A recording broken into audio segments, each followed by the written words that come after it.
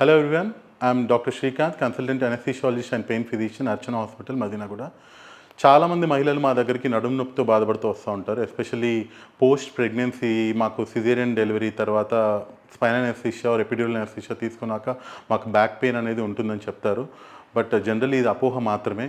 జనరల్గా all pregnant ఫీమేల్స్లో back pain ఉంటుందండి. Normal delivery అయినా సిజేరియన్ అయినా generally they have this back pain.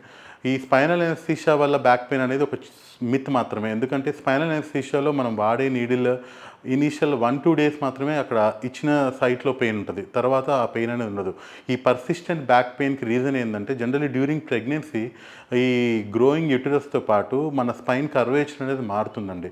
Lumbar lordosis అంటాం. అలాగే స్పైన్ కర్వేచర్తో పాటు వీళ్ళకి మజిల్స్ అనేది ల్యాక్స్ అయిపోతాయి, pelvic muscles due to some hormones కానీ ఈ సెక్రెట్ అవుతూ ఉంటాయి. హార్మోన్స్ ప్రెగ్నెన్సీలో 8th-9th మంత్లో to facilitate the normal delivery. ఈ హార్మోన్స్ వల్ల ఈ పెల్విక్ మజిల్స్ అనేది బాగా స్ట్రెచ్ అవుతాయి.